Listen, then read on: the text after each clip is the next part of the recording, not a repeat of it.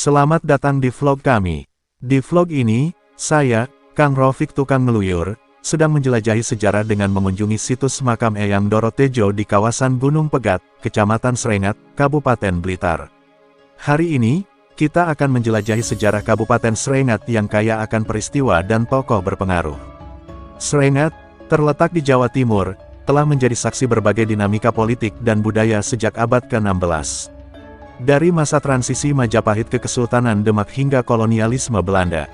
Pada awal abad ke-16, Srengat dipimpin oleh Adipati Nila Suwarna, seorang penguasa Hindu yang berusaha mempertahankan kekuasaannya dari tekanan kerajaan Islam. Namun, dengan meningkatnya pengaruh Demak, Srengat harus beradaptasi. Konflik besar terjadi antara Nila Suwarna melawan Arya Balitar dan Ki Ageng Sengguru di Sungai Brantas.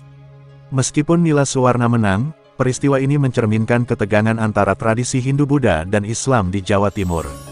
Pada abad ke-18, Srengat mengalami pergantian pemimpin dengan naiknya Mas Tumenggung Brotowijoyo dan KPH Reksokusumo, yang memperkuat hubungan dengan Yogyakarta setelah perjanjian Giyanti tahun 1755.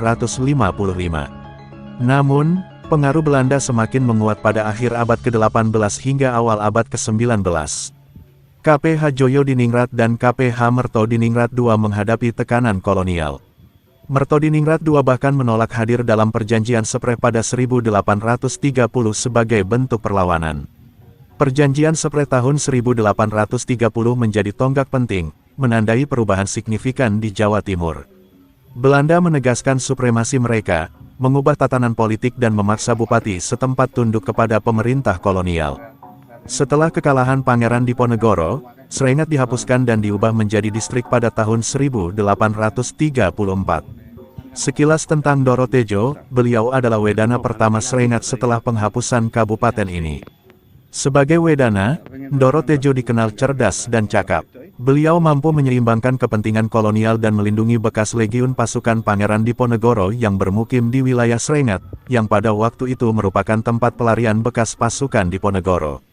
Menurut beberapa sumber, beliau berasal dari Ponorogo dan masih keturunan Pangeran Sambernyawa, pendiri Kadipaten Mangkunegaran. Meskipun Kabupaten Srengat dihapuskan, warisan sejarah dan budayanya tetap hidup. Jejak-jejak masa lalu yang gemilang masih dapat kita temui hingga kini. Terima kasih telah menyaksikan vlog kami. Jangan lupa like dan subscribe untuk cerita sejarah menarik lainnya. Sampai jumpa. Saat ini Mangkunegaran. Kita kan supaya pakai.